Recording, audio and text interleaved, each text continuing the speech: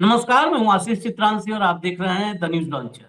Mid day मुद्दा with Ashok Wankhede. और आज दोपहर की सबसे बड़ी खबर और ताजा खबर है, ईरान ने अमेरिका के लड़ाकू विमान को मार गिराया है। इजराइल में अब तक 8 मौत की जो आधिकारिक खबरें आ रही हैं वो हैं। और पूरे इजराइल में कई शहर, जेरूसलम से लेकर तेल अवीव तक और हाइफा तक भयंकर तबाही हुई है। एक्सपर्ट्स तो ये भी बता रहे हैं कि जो अमेरिका का नुकसान है, शीत युद्ध के बाद, कुछ चीन के एक्सपर्ट्स की पूरी रिपोर्ट आई है, वो कह रहे हैं शीत युद्ध के बाद अमेरिका का इतना ज्यादा नुकसान कभी नहीं हुआ था जो पिछले 24 घंटों में हो चुका है। 8 देश, 8 देशों में 27 ठिकाने अमेरिका के, 27, 27 ठिकाने, और मिसाइल और ड्रोन की बारिश। यूएई में भयंकर तबाही हुई है, बहरीन में भयंकर तबाही हुई है। यूएई में तो अब कई जो अमेरिका के आर्थिक ठिकाने हैं उनको भी निशाना बनाया जा रहा है। अब खबर ये भी आ रही है कि फ्रांस ने भी अपना पोत रवाना किया है। मतलब अमेरिका की नौबत ये आ गई कि जो 2 दिन में चुटकियों में ईरान को मिटाने वाला था, रिजिम चेंज करने वाला था, उस अमेरिका को इजराइल के साथ जुगलबंदी में भी अब फ्रांस, जर्मनी और ब्रिटेन की जरूरत है। हालांकि ब्रिटेन के प्रधानमंत्री ने अपने हाथ पीछे खींच लिए हैं। उसने कहा है कि हम पहले एक बार गलती कर चुके हैं इराक में, अब वो गलती दोबारा नहीं करेंगे। आर्मी बेस कुवैत में जो दावा है ईरान की तरफ से कि कुवैत में अमेरिका का आर्मी बेस 100% तबाह कर दिया गया है। बहरीन में जो नेवल बेस है वो बुरी तरह से, मतलब वहां नुकसान हुआ है, काफी नुकसान हुआ है। अब वह भी फंक्शनल नहीं है, जो बहरीन का नेवल बेस है वो भी फंक्शनल नहीं है। भाव को लाइए मैं खबरें दिखाऊं जो अपडेट्स हैं इस वक्त युद्ध के। स्वागत है भाऊ। हालांकि इस युद्ध के अपडेट्स केवल हम बता रहे हैं, लेकिन भारत के संदर्भ में उसकी चर्चा अब तक नहीं कर रहे हैं। भारत का बड़ा नुकसान हमने हालांकि अभी आपको चर्चा में बताया कि 8 लाख करोड़ रुपए डूब चुके हैं। भारत के सुबह सुबह 8 लाख करोड़ डूब चुके हैं इसी युद्ध के भेंट, इसी युद्ध के की वजह से डूबे हैं। और नरेंद्र मोदी पर तो अलग चर्चा करनी पड़ेगी, जिसने तेहरान में यह भाषण दिया था कि ईरान और भारत तो सदियों पुराने दोस्त हैं। पहली बार ऐसा हो रहा है भारत की फॉरेन पॉलिसी में इस कदर दिव्यांगता नजर आ रही है। अब ये दिव्यांग फॉरेन पॉलिसी है, जो एक देश के राष्ट्राध्यक्ष की मौत पर एक शोक संदेश जारी करने की हिम्मत नहीं कर पा रहा है। क्या इसीलिए बुलाया था क्या इजराइल, और बुला के समझा दिया था कि अब चुपचाप बैठना, जो हम करेंगे उसी पे ताली बजाना है। एक राष्ट्राध्यक्ष के, मित्र राष्ट्र के राष्ट्राध्यक्ष के, सुप्रीम लीडर के मौत पर ये रेयरेस्ट ऑफ रेयर है। पुतिन ये कहां खड़े होंगे और किस मुंह से क्या चेहरा लेके खड़े होंगे? पुतिन की तरफ से संदेश आ रहा है, जिनपिंग की तरफ से संदेश आ रहा है, और वो पुतिन और जिनपिंग के साथ ये एससीओ में और ब्रिक्स में 2 जगहों पर खड़े होते हैं और कहते हैं कि हम विश्व को मल्टीपोलर बना देंगे। अरे पोलर मल्टीपोलर बनाना छोड़ दो, तुम एक पोल के पीछे नीचे बैठे हुए हो, वो भी छिप करके। जरा मैं आपको हेडलाइंस दिखाऊं फिर चलेंगे चर्चा पर। और मोदी तो अपने आप में ही अब चर्चा का विषय है, इस देश के अंधभक्तों को समझ में आए ना आए, लेकिन जो नरेंद्र मोदी कर रहे हैं इसका इसका खामियाजा दशकों तक और हो सकता है सदियों तक उठाना पड़े, क्योंकि भारत के फॉरेन पॉलिसी, विदेश नीति को दिव्यांग बना दिया है इस देश की लीडरशिप ने। कुवैत में F-15 जेट क्रैश, ये F-15 बहुत ही एडवांस जेट है अमेरिका का, ये क्रैश हुआ है। 27 सैन्य ठिकानों पर हमला। ईरान के हमलों से अमेरिका और इजराइल को कितना नुकसान, क्या ये भयंकर नुकसान हुआ है। और ये जो F-15 हुआ है, गिरा है, ये स्ट्राइक ईगल एक बहुत एडवांस फाइटर जेट है जिसका इस्तेमाल एयर सुपीरियरिटी और स्ट्राइक मिशन के लिए किया जाता है। इसके अलावा जो ट्रंप ने पुष्टि की है, ईरान का दावा है कि 200 के करीब, पौने 200 के करीब सैनिक मारे जा चुके हैं अमेरिका और इजराइल के। लेकिन अब ट्रंप ने भी एक्सेप्ट किया है कि 3 सैनिक मारे गए हैं अमेरिका के। ये 3 सैनिकों का जब के ताबूत पहुँचेंगे अमेरिका, तो सोचिए ट्रंप के लिए क्या स्थिति होगी? कहीं ऐसा तो नहीं कि ईरान में रिजिम चेंज के चक्कर में अमेरिका में रिजिम चेंज हो जाए। मैं विजुअल्स भी आपको दिखा दूँ, ज़रा विजुअल लाइए, जो फाइटर जेट شوف गिरा है F-15। لا والله حربيه، طياره حربيه، طياره حربيه. شوف شوف شوف شوف شوف شوف شوف شوف شوف ये है, इसका और भी विजुअल है, जो है अलग-अलग उससे क ये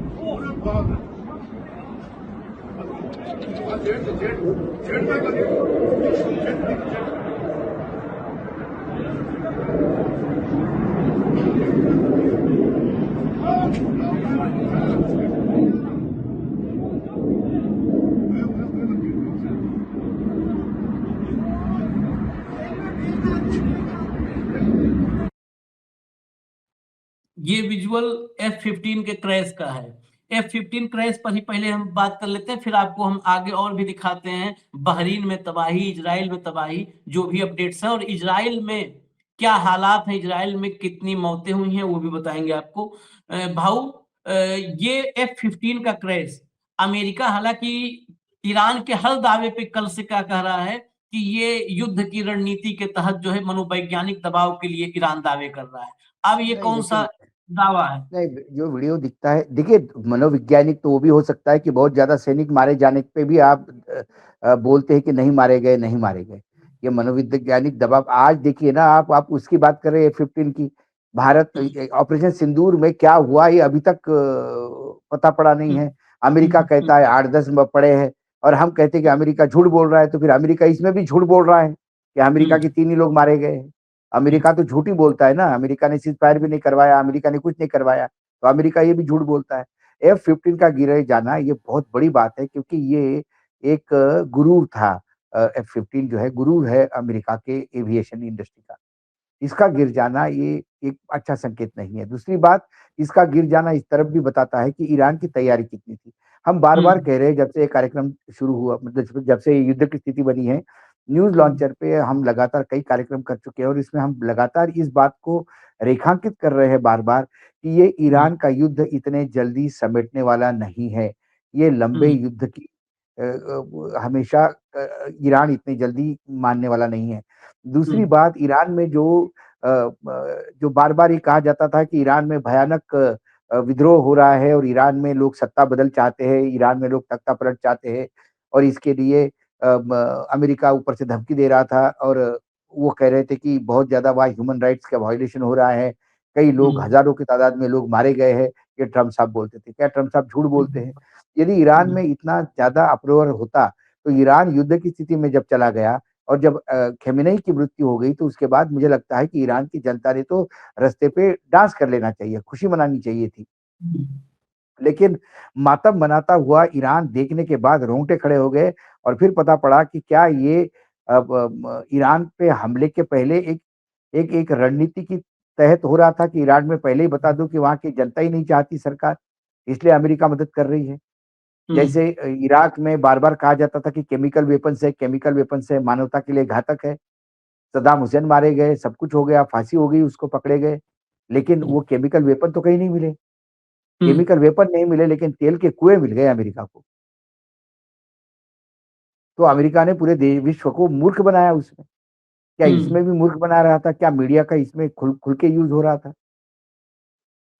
आज ताज्जुब लगता है कि जब ईरान में जब हमले लोग विद्रोह कर रहे थे, उसका फुटेज और उसकी खबरें तो हमारे यहाँ मीडिया चला रहा था। लेकिन खमेनेई के मातम के लिए आए हुए लोग कोई दिखाने में शर्म आ रही थी लोगों को। क्योंकि उनकी ही खबरें खुद कॉन्ट्रडिक्ट होती हुई नज़र आ रही थी। उसके बाद जो बार-बार जो लोग कह रहे हैं कि बदला लो, बदला लो, बदला लो, और जो ईरान बार-बार कह रहा था कि इससे बड़ा एक हमला होगा, और उन्होंने बता दिया। खबर तो ये भी है, मैंने एक पोर्टल पे पढ़ी, इंटरनेशनल पोर्टल पे, कि नेतन्याहू के बहुत ही नज़दीकी रिलेटिव की भी डेथ हो गई है। वो भी कोई एक आर्मी में अच्छे कम बड़े पोस्ट पे थे। उनको भी टारगेट बनाया गया है। वहाँ पे भी जहाँ शेलिंग हुआ, उसमें उनकी डेथ हो गई है। तो खबर तो कई कमांडरों की मौत की जितना है, कई नुकसान कमांडर। कई कई कमांडेंट की मौत की है, तो इज़राइल का भयानक नुकसान हुआ है, जो अभी तक कहीं मीडिया में आने नहीं दे रहे या आना नहीं चाहते हैं। लेकिन बाकी जगह पे जो लगातार नुकसान हो रहा है, जो जहाँ-जहाँ एयर बेस और नेवल बेस है अमेरिका के, ऐसा कोई ठिकाना नहीं है, वहाँ नुकसान नहीं हुआ है हम्म, और भारी तादाद में नुकसान हुआ है। इससे ईरान की मिसाइल की जो तैयारी थी वो दिखती है। हम पहले कह चुके हैं कि ईरान का आयरन डोम ध्वस्त करने वाली मिसाइलें जब उन्होंने यूज़ की थी, उसके बाद भी बड़े क्लस्टर बम डलवाए गए थे अमेरिका द्वारा, तब इज़राइल अमेरिका के पास भागा था। आपने कहा कि ब्रिटेन के प्राइम मिनिस्टर ने कहा कि हमने हाथ जला दिए, हम इसमें नहीं आएँगे, लेकिन ब्रिटेन ने एक कॉशन लाइन और भी दी, यदि हम्म, हमारे लोगों को वहाँ नुकसान होता होगा तो उनके संरक्षण के लिए हमको उतरना पड़ेगा। हम्म, मतलब एक रास्ता छोड़ा है आने के लिए। यदि फ्रांस इसमें एक्टिव होता है तो फिर आने वाले समय में क्या चाइना उतरेगा? सवाल ये है। क्योंकि इस युद्ध से जितना नुकसान मतलब चाइना का हो रहा है, क्योंकि जो ह ह ह जो जो जलमार्ग जो बंद हो गए हैं, उससे चाइना का हुर्मुज, एक मेजर ऑयल होर्मुज़ का जो जलमार्ग बंद हो गया है, उससे सबसे ज़्यादा नुकसान चाइना का भी हो रहा है। क्योंकि चाइना का मेजर ऑयल सप्लायर ईरान था। तो चाइना का क्या टेटुआ दबाने का अमेरिका प्रयास कर रहा है इस युद्ध के द्वारा?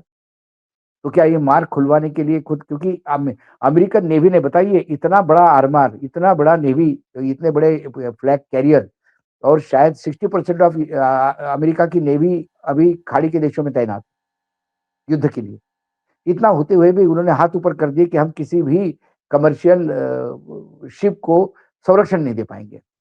हम्म, तो ऐसे में क्या संरक्षण देने के नाम पे चाइना उतरेगा वहाँ पे? और चाइना उतरेगा तो फिर क्या चाइना इसमें इन्वॉल्व होगा? सवाल ये है।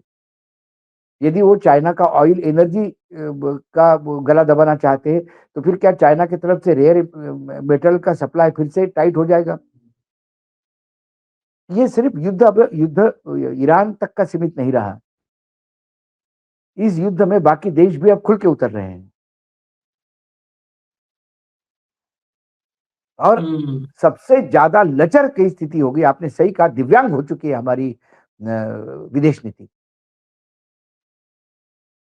और एक ट्वीट तक नहीं जाता एक जो देश हमारे साथ यूनाइटेड नेशंस में पाकिस्तान के खिलाफ खड़ा रहा, जो देश हमको सबसे सस्ता तेल देता था, जिस देश को हम अपने हजारों साल की पुरानी विरासत मानते थे संबंधों की, उस देश के सुप्रीम कमांडर के मरने जाने के बाद एक ट्वीट तक नहीं जाता, संवेदना तक नहीं कर सकते।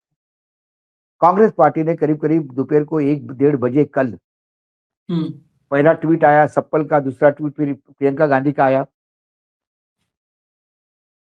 लेकिन बाकी सब मौन है। तो सरकार जब हमारे प्रधानमंत्री इज़राइल गए तो क्या इसीलिए बुलाए गए थे? कि युद्ध होगा तो आप चुपचाप रहिए और आप हमारे साथ आइए। यदि भारत सऊदी पे ऊपर हुए हमले पे कहता है कि हम सऊदी के साथ हैं, तो फिर आप ईरान के खिलाफ खुल के उतर रह चुके हैं क्या बताएँ? और क्या हम ट्रैप में आ गए इज़राइल और अमेरिका के?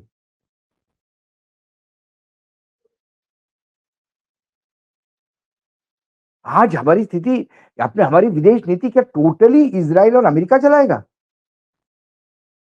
यहाँ का ट्रेड और व्यापार अमेरिका चलाएगा, विदेश नीति अमेरिका चलाएगा, युद्ध नीति अमेरिका चलाएगा, जब बोलेगा तब सीज़ फायर, जब बोलेगा तब चालू होंगे।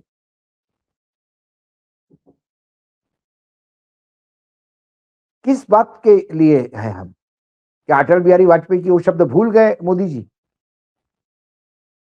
कि हमारी सरकार आने के बाद यदि आपको लगता है कि इज़राइल को मदद होगी तो गलतफ़हमी है।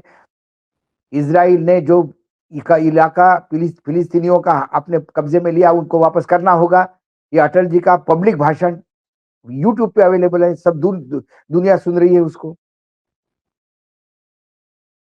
क्या उस अटल जी के विदेश नीति को भी यू टर्न लिया है? और ये यू टर्न यदि अमेरिका के साथ जाने का है, तो फिर क्या हम खुल के अमेरिका के साथ हैं? किसी के साथ नहीं है, जो ही कह दे चल इधर आ, बस उधरे हैं। जब देखिए और देखिए, जब भैया एक एक करके विजुअल दिखाओ। ये सब जो लेटेस्ट अपडेट है उनके साथ जो कुछ देर रात के विजुअल्स है वो भी हम दिखा रहे हैं, एक एक करके दिखाइए। ये जेरूसलम है, इजराइल, देखिए आप।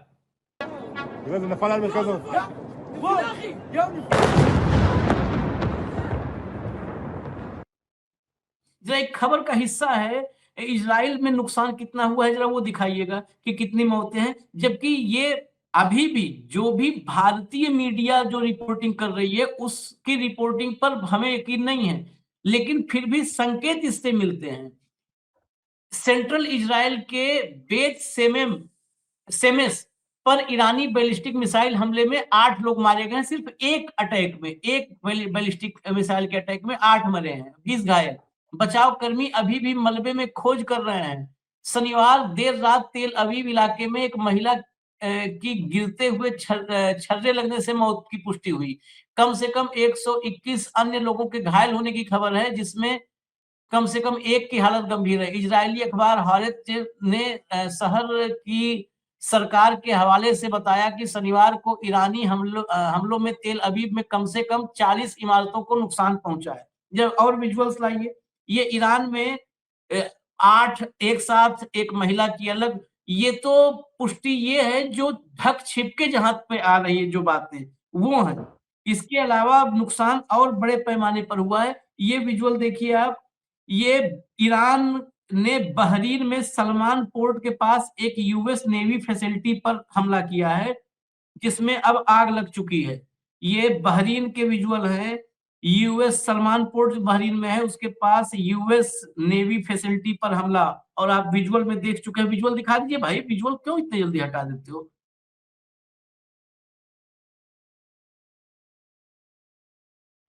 ये देखिए आप, ये बहरीन के विजुअल्स हैं। चलिए अगला विजुअल लाइए, अगला विजुअल लाइए। ये पीटीआई से जो विजुअल आए हैं, ये यूएस एम्बेसी कंपाउंड कुवैत में यूएस एम्बेसी जो है, अमेरिकी दूतावास के कंपाउंड से जो है धुआं निकल रहा है। यानी यूएस एम्बेसी कुवैत में वहां पर भी अटैक हुआ है। ये विजुअल्स, और ये विजुअल 12:21 के विजुअल हैं। हम रिकॉर्ड कर रहे हैं ये कार्यक्रम 1 बजे, यानी आधे घंटे पहले के विजुअल हैं, लेटेस्ट विजुअल हैं जो आप देख रहे हैं कुवैत से। कुवैत यूएस एम्बेसी के विजुअल्स हैं। अब अगला लाइए, अगला विजुअल लाइए। अगला विजुअल फिर जो आपको दिखाएंगे हम, इजराइल का विजुअल। इजराइल में देखिए तबाही का मंजर जो है, ये देखिए।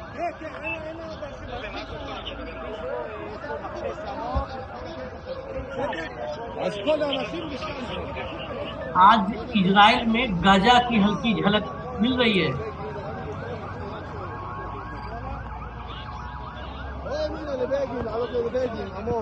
और ऐसे ये एक एक साइट है, एक एक जहां पर अटैक का एक एक विजुअल आया है। ऐसे इजराइल में अब दर्जनों ऐसी जगह हैं, एक एक शहर में। अब तक जो खबर अभी लेटेस्ट आई है, हम उसको थोड़ा और अभी पड़ताल कर रहे हैं। क्लस्टर बम्स गिरा रहे हैं। क्लस्टर बम्स जो होते हैं वो किसी भी शहर के ऊपर आकर के वो हवा में ही फट जाते हैं, और वो कई जगह हाँ, जाके नीचे विस्फोट करते हैं। हाँ, मतलब नीचे एक बम में कई बम होते हैं, ऐसा समझिए आप, हाँ, सरल भाषा में। वो ऊपर विस्फोट होता है और वो छोटे छोटे बम फिर कई जगह पूरे इलाके में व्याप्त होके कई किलोमीटर के 10 किलोमीटर के दायरे में वो नुकसान पहुंचाते हैं।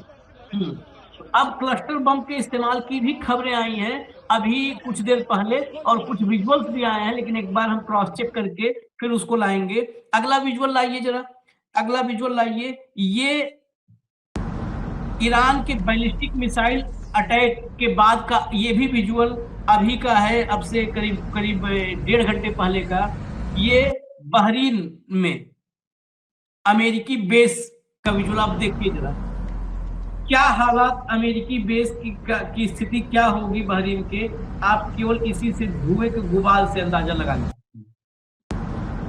बस एक ही संकट है कि खबरें प्रॉपर किसका कितना नुकसान हुआ। युद्ध में हालांकि ये चीजें होती हैं, ऐसा नहीं है कि अभी हो रही हैं, लेकिन वेस्टर्न अपने यहाँ भी अति हो जाती है। ऑपरेशन सिंदूर में नहीं, लोगों ने एकदम लाहौर तक फौजें पहुंचा दी थी और कराची का पोर्ट नेस्त नाबूद कर दिया था। हाँ।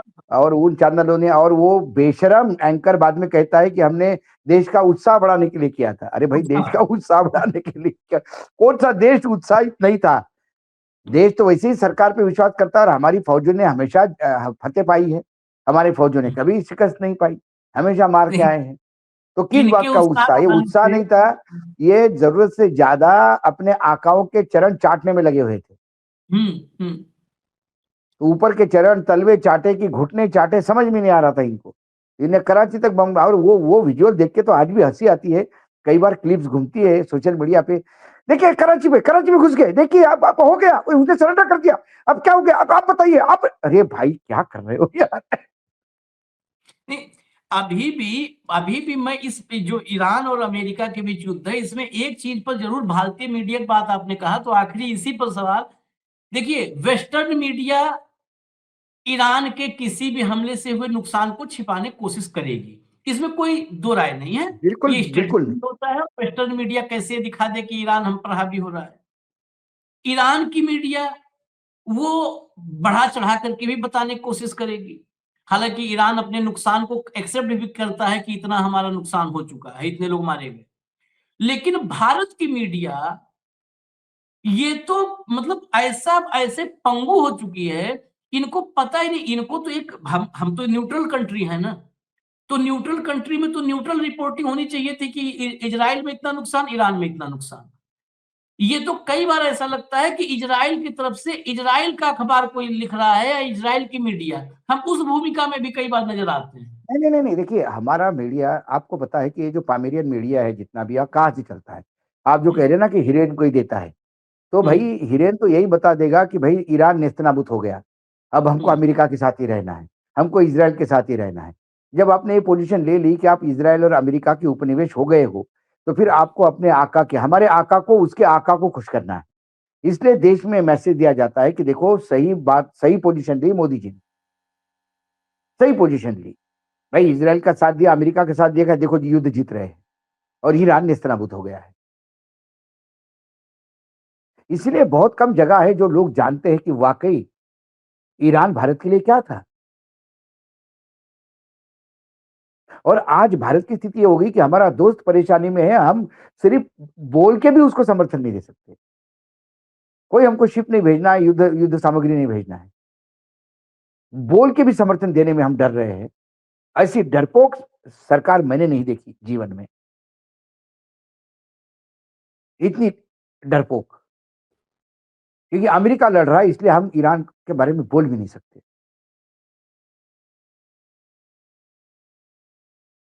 तो कुल मिलाकर आपने मीडिया से कभी अपेक्षा मत करिए कि वो तो वही लिखेगी जो उधर से, वो क्या क्या कौन नाम बताया था आपने? हिरन, हिरन है ना कोई, हिरन हिरन हिरन हिरन भेजता है वो, और ये नाचते हैं सब।